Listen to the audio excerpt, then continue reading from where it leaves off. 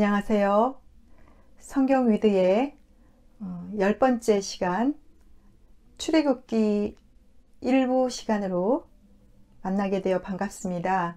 오늘은 출애굽기를 세 편에 나누어서 강의를 진행하려고 하는데, 첫 번째 시간으로요, 성경으로는 1장부터 13장 16절까지 해당이 됩니다. 출애굽기의 이름을 먼저 살펴보면 뜻은 탈출, 밖으로 나감이라는 뜻이 있고요.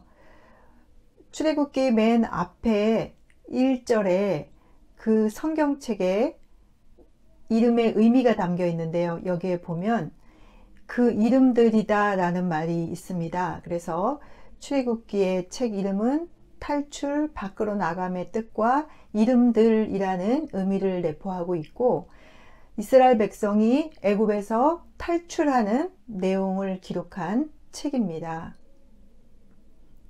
출애굽기의 기록 목적은 하나님께서 이 역사에 개입하심으로 이스라엘의 구원 역사와 하나님의 구속 역사를 보여주시고, 아브라함 개인과 언약을 맺으신 하나님이 이제 시내산에서 이스라엘 민족 전체와 맺으신 언약에 대하여 하나님께서 이 출애굽기를 기록하게 하셨습니다.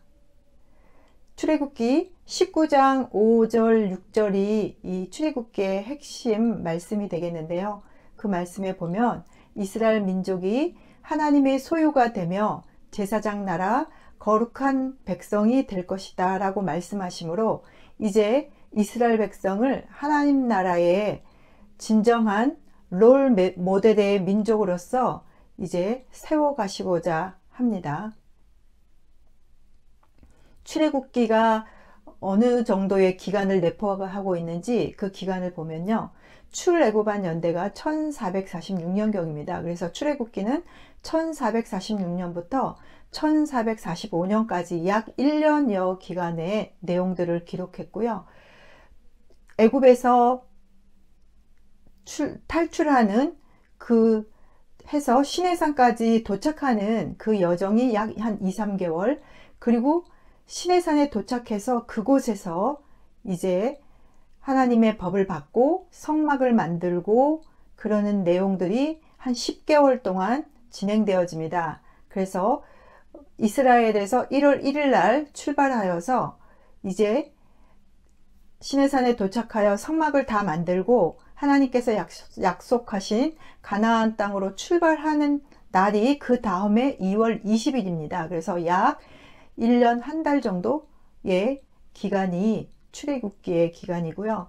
이 출애굽에서 끼에서 하나님의 말씀을 받고 그 말씀들을 모아놓은 곳이 레위기라고 했습니다. 그래서 출애굽기를 읽으시면서 성경책으로는 레위기 책이 여기에 해당이 되어지고, 민수기 책도 민수기 1장부터 10장까지는 바로 출애굽한 이 성막을 만들고 그곳에서 하나님께 이제 예배 드리고 했던 그 기간이 민수기 10장까지 이어집니다. 민수기 10장 11절에 가서야 비로소 이 시내산을 출발하여 가나안 땅으로 가게 됩니다. 그래서 출애굽기 1장부터 40장까지 레위기, 그 다음에 민수기 1장부터 10장 10절까지가 다 같은 기간을 포함하고 있습니다. 출애굽의 1장부터 40장까지 읽어가실 때에 어디서 있었던 일들인지 그 장소를 좀 기억하시면서 읽으면 그 맥이 잡히실 텐데요. 1장부터 13장 16절까지는 애굽에서 있었던 일입니다. 이스라엘 백성이 약 430년간 애굽 땅에서 거주하였는데요. 그 애굽 땅에서 이제 탈출하려고 하나님께서 모세를 부르셔서 여러 가지 말씀들을 주시고 탈출하는 그 이야기들을 기록해 놓은 초반부 1장부터 13장 16절까지는 애굽에서 있었던 일입니다. 두 번째 13장 17절에서 애굽을 드디어 탈출하면서 이제 시내산에 도착하기까지 18장까지 이곳은 바로 광야 기간입니다. 그래서 시내산에 도착하는 과정입니다. 약 2, 3개월 정도 되는 기간이라고 했습니다. 그 다음에 세 번째로 19장부터 40장까지는 이제 시내산에 도착하여서 그 시내산에서 하나님으로부터 십계명도 받고 율법도 받고 성막도 짓게 되는 그런 일들이 40장 사이에서 기록이 되어집니다. 그래서 출애굽기는 읽으실 때 이렇게 크게 애굽에서 그리고 광야에서 그리고 시내산에서 이렇게 장소를 기억하시면서 읽어가시면 40장까지 하나님이 이스라엘 백성들을 인도하시는 과정들을 저희들이 좀 자세히 읽으실 수 있습니다. 창세기 46장에서 야곱과 그의 가족들이 70명이 이집트 땅으로 이주하였습니다. 그리고 이제 출애굽기 1장 저희가 열었을 때는 430년 정도가 흘렀다고 했는데 이때는 인구가 약 200만 명 이상으로 불어났습니다. 이렇게 이제는 커다란 민족이 되어진 이야기가 이제 출애굽기 1장을 여시면 펼쳐지기 시작합니다. 이제는 하나님께서 개인을 통하여 언약을 하셨지만 이제는 민족과 함께 언약하시는 이야기가 출애굽기에서 나오게 됩니다. 출애굽기 1장을 읽으실 때에 이제 역사적인 배경을 간단하게 살펴보면 이제 430년이 흘렀다고 했습니다. 그런데 이 어간에 이집트를 애굽을 다스리던 왕조는 힉소스 왕조라는 왕조였습니다. 이 사람들은 아시안계 셈족이었습니다. 그래서 아브라함도 셈족이잖아요. 그래서 이 히브리인들과는 약간 공감이 있었던 것 같아요. 그래서 아마 이집트에서 요셉이 총리도 할 수 있지 않았었을까요? 그런데 이 힉소스는 그래서 우호적이었습니다. 이 히브리 민족에게. 근데 시간이 흘러가면서 이제 힉소스 왕조가 물러나고 라암세스 왕조가 이집트를 다스렸습니다. 근데 성경에 보니까 이 라암세스 왕조, 요셉을 알지 못하는 새 왕이라고 성경에는 기록되어 있습니다. 이 왕은 정말 어마어마하게 번성한 이스라엘 백성을 보면서 두려운 마음과 걱정스러운 마음들이 들었던 것 같습니다. 출애굽기 1장 7절을 보니까 이스라엘 자손은 생육하고 불어나 번성하고 매우 강하여 온 땅에 가득하게 되었더라 라고 말하고 있습니다. 이에 이집트 왕, 즉 바로는 이 백성에 대하여 이제 경계하는 마음이 생기기 시작했습니다. 그래서 이들을 학대했습니다. 이러면서 이스라엘 백성들은 430년이 흐르면서 출애굽기 1장에 왔을 때에는 억압당하고 학대당하는 노예와 같은 신분으로 변하여 있었던 것입니다. 이렇게 출애굽기 1장에는 이런 역사적인 배경 아래 백성들은 굉장히 힘들게 살고 있었습니다. 왜냐하면 아까 그 바로는 이 히브리 민족을 더 이상 인구가 번창하고 이들이 더 강력하게 번성하는 것을 막기 위하여 억압 정책을 펼쳤는데 첫 번째로는 그들에게 무거운 짐을 지웠습니다. 국고성, 비돔, 람셋과 같은 건축 현장에 이들을 동원하여서 이들에게 매우 엄격한 그리고 고통스러운 노동을 착취했습니다. 두 번째는 또한 이 어려운 노동을 재료들을 갖다 주는 것이 아니라 그 건축을 하고 노동을 하기에 필요한 재료들을 본인들이 직접 만들게 했습니다. 그래서 예를 들면 흙을 이기고 벽돌을 굽고 농사에 여러 가지 일을 시키고 이런 점점 가중되어지는 어려운 노동으로 이스라엘 백성들은 굉장히 힘든 상황에 있었습니다. 거기다가 세 번째로 더 강한 정책은 바로 남아 살해 명령이었습니다. 태어나는 아기가 남아이면 죽이고 여자아이는 살려두라는 것이었습니다. 모세가 이제 하나님께서 모세를 준비하시는데 모세가 태어날 때쯤에 이 이스라엘 민족들이 겪고 있는 학대받는 상황이었습니다. 그러나 하나님을 경외하는 산파들을 통해서 아기를 살리는 이런 은혜를 하나님께서 베푸셨습니다.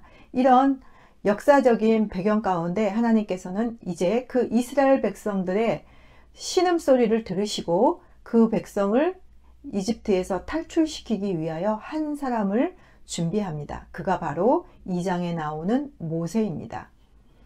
모세의 출생을 한번 보겠습니다. 모세는 레위의 후손으로서 아버지 아므람과 어머니 요게벳에게서 출생하였습니다.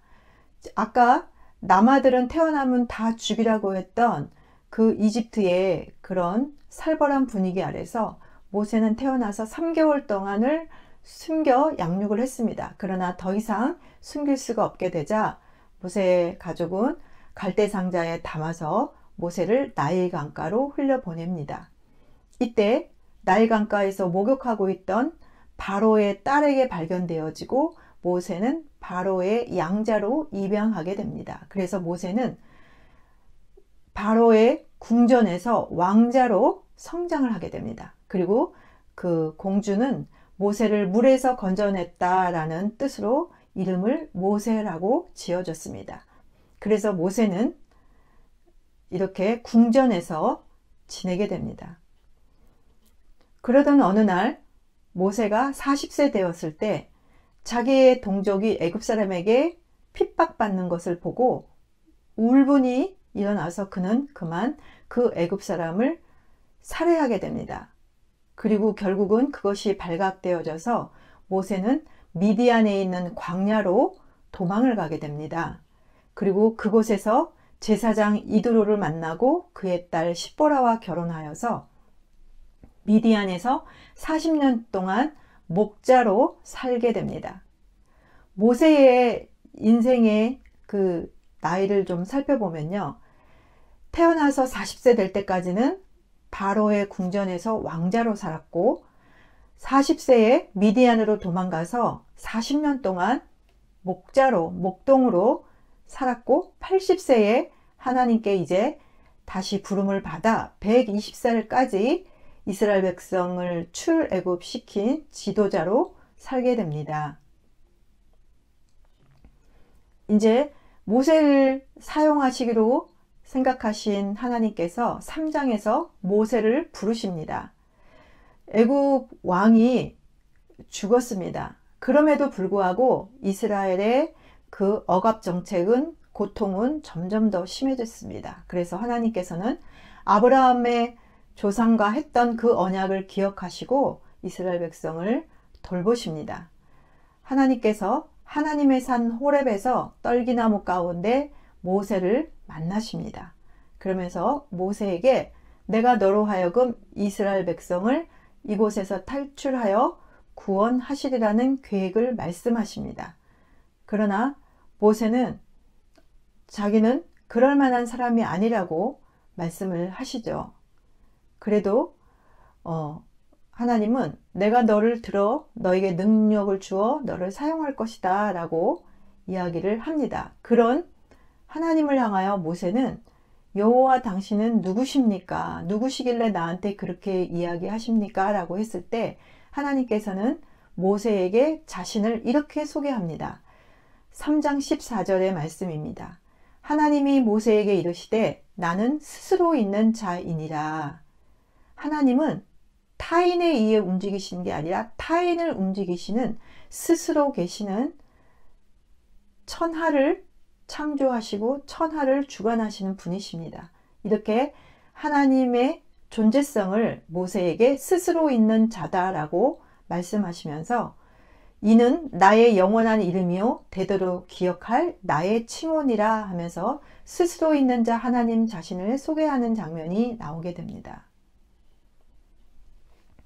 이제 4장에 가면 애굽으로 돌아간 그 모세를 하나님께서 이제 말씀하십니다. 바로에게 가서 하나님의 장자 이스라엘을 보내지 않으면 바로의 장자를 죽일 거라는 말씀을 전하라고 하나님께서 말씀하십니다. 이제 모세는 이렇게 애굽으로 돌아오는 과정에 자신의 장자 게르솜이 할례를 받지 않았는데 하나님의 언약 백성은 할례를 받아야 되잖아요. 근데 아마 모세는 그거를 잊어버리고 있었던 것 같습니다. 그래서 여호와가 모세를 죽이려고 하는 사건이 기록되어 있습니다. 그때 아내 십보라가 할례를 함으로 인하여서 하나님께 이제 모세는 죽음을 면하게 되고, 아내 십보라는 아들 게르솜과 엘레셀을 데리고 자기 아버지 이드로에게로 돌아가고, 모세는 애굽으로 돌아오게 됩니다. 이제 능력을 주시겠다고, 내가 너와 함께 하겠다고 말씀하신 하나님께서 모세에게, 자신 없어 하는 모세에게 그의 형 아론을 붙여주죠. 그래서 바로 이제 모세와 아론과 애굽의 왕 바로를 대면하러 가게 됩니다. 그래서 모세는 이제 5장에서 드디어 바로와 대면하게 됩니다. 모세는 바로에게 얘기합니다. 우리 이스라엘 백성을 광야로 사흘 길쯤 가게 하고 거기서 제사를 드릴 수 있게 해달라고 간청합니다. 그러나 바로는 모세의 말을 듣지 않고 오히려 모세가 그런 간청을 한 것에 대하여 백성들을 더 힘들게 억압하고, 그것들로 말미암아 백성들은 오히려 모세를 원망하는 일도 생깁니다. 그러나 하나님께서는 모세를 격려하시고, 이제 내가 너를 약속의 땅, 너희 이스라엘 백성들을 데리고 이 애굽에서 탈출하여 가나안으로 너를 인도할 것이다 라는 하나님의 약속을 다시 한번 상기시키고 모세에게 격려를 하게 됩니다. 6장에는 모세의 조상에 대한 기록들이 있습니다. 이스라엘의 그 맏아들 르우벤과 시므온에 대한 언급이 있고요.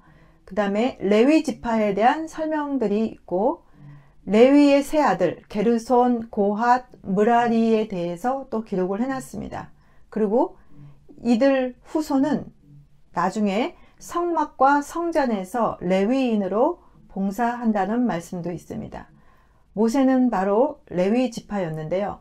이렇게 모세와 아론은 아버지 아므람과 고모인 요게벳과 결혼하여서 그 사이에서 태어났고, 모세의 형제는 형 아론과 누이 미리암이 있습니다. 이제 하나님께서는 10번째 마지막 재앙을 애굽 땅에 내리게 됩니다. 10번째 재앙을 한번 보시겠습니다. 바로에게 말합니다. 애굽 땅에 있는 모든 처음 난 것들의 죽음을 경고합니다. 그러나 바로는 이 말을 듣지 않습니다. 이에 하나님께서는 이제 마지막 재앙을 선포하십니다. 그리하여 바로의 애굽의 온 땅에 정말 사람뿐만이 아니라 가축의 모든 새끼, 첫 새끼까지 죽게 되는 장자의 죽음의 재앙이 이 이집트를 뒤덮게 됩니다. 그때 비로소 바로가 굴복하게 되는 이 재앙의 마지막 이야기가 11장에 나오게 되는데요. 이때 이제 이스라엘 백성들이 애굽 땅을 나갈 때에 애굽 사람들로 하여금 은과 금과 폐물을 달라고 합니다. 근데 하나님께서 애굽 사람들의 마음을 움직여서 애굽 사람들이 이스라엘 백성들에게 그들이 애굽을 탈출할 때 은과 금과 폐물을 다 주게 하는 그런 일이 있습니다. 그리고 11장 3절에 보니까 여호와께서 그 백성으로 애굽 사람의 은혜를 받게 하셨고, 또 그 사람 모세는 애굽 땅에 있는 바로의 신하와 백성의 눈에 아주 위대하게 보였더라 라고 기록이 되어 있습니다. 이렇게 하나님의 강권적인 역사로 그 완악했던 바로가 비로소 10번째 재앙을 통하여 이스라엘 백성들을 이제 애굽 땅에서 탈출할 수 있도록 하는 사건입니다. 우리가 이렇게 10개의 재앙을 보았는데요. 이 재앙이 의미하고 있는 것은 자연재해나 마술이 아니라 하나님이 누구신지, 능력이 어떤 분인지를 보여줍니다. 그리고 그들이 숭상하는 그런 이집트의 신 존재에 대하여 그런 모든 것들은 아무런 의미가 없고 오직 참 하나님만이 유일하신 승리의 하나님이시라는 것을 보여주고, 또한 이 애굽 사람들이, 애굽 왕이 그들이 숭배하는 그런, 상징하는 그런 신들을, 이방 신들을 심판하며 여호와만이 유일하신 하나님을 보여주는 것이 이 10개에 담긴 재앙의 의미입니다. 그래서 9장 16절에는 이렇게 기록이 되어 있습니다. 내 이름이 온 천하에 전파되게 하려 함이라. 하나님께서 이런 기적을 베풀어 주시고 놀라운 그런 사건들을 보여주시는 목적은 바로 하나님의 이름이 온 천하에 전파되게 하는 것입니다.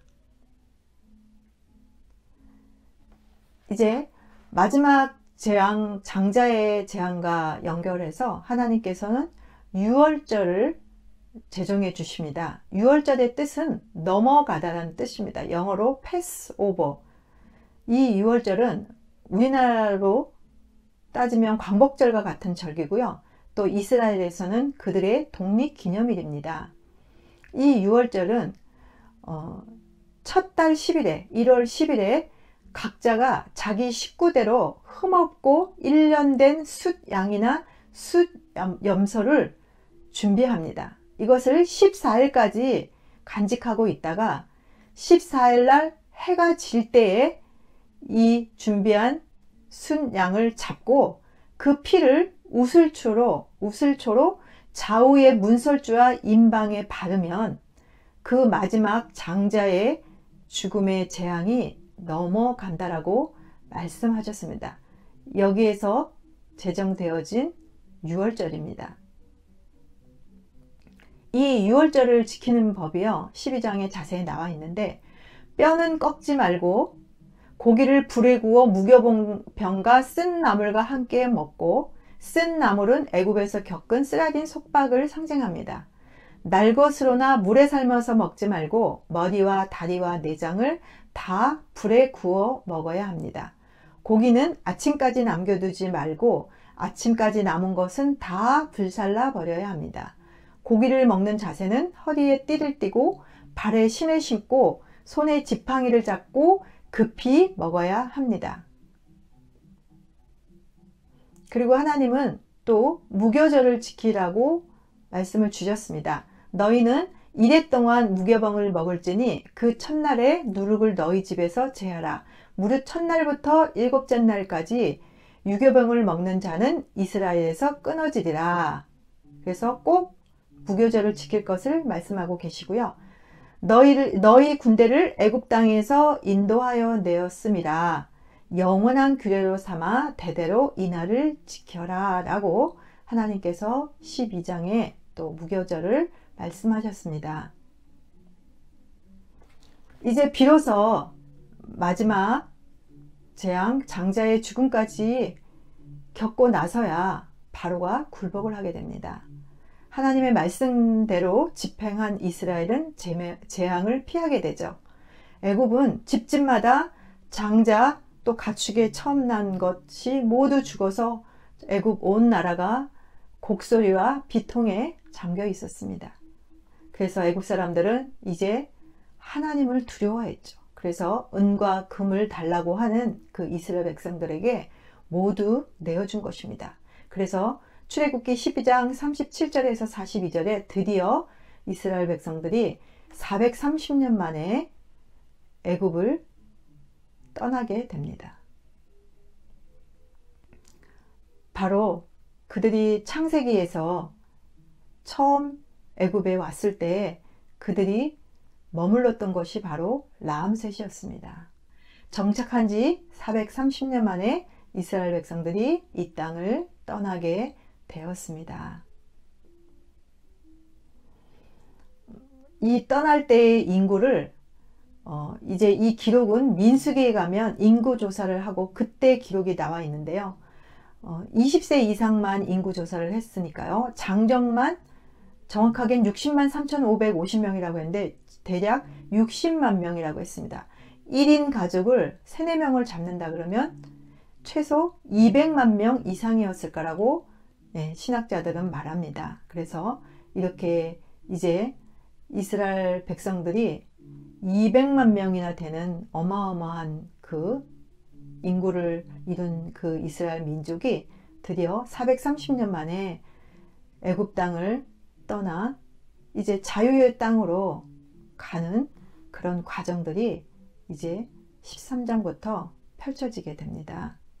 오늘 출애굽기 1장부터 13장 16절까지 펼쳐지는 하나님께서 애굽에서 이스라엘 백성들이 살고 있었던 그 상황들, 그런 어려운 상황들을 기억하시고 그들을 이제 약속의 땅으로 인도하시기 위하여 바로와 정면 한판 승부를 벌이는 장면들, 그리고 완악하고 끝까지 거부하는 그 바로를 향하여 하나님께서 내리시는 그 마지막 장자의 죽음 가운데서도 이스라엘 백성을 그 재앙을 피해가게 하시는 유월절 사건을 살펴보았습니다. 다시 한번 오직 하나님만이 유일하신 하나님이시고 그 하나님이 그의 조상 아브라함과 맺으셨던 언약, 내가 너로 큰 민족을 이루게 하고 또 너뿐만이 아니라 모든 내 주변에 있는 민족들에게까지 복의 통로가 되게 할 것이고 너희들이 거할 땅을 주겠다. 그래서 이제 하나님 나라에, 나를 왕으로 하는 하나님 나라의 백성들로 내가 너희들과 함께 이제 너희들을 인도하겠다 라고 약속하셨던 그 약속이 이제 다음 시간 출애굽기의 시내산에서 이제 그들이 언약을 맺게 되는 그런 과정까지 이야기를 다음 시간에 또 찾아뵙겠습니다. 수고하셨습니다.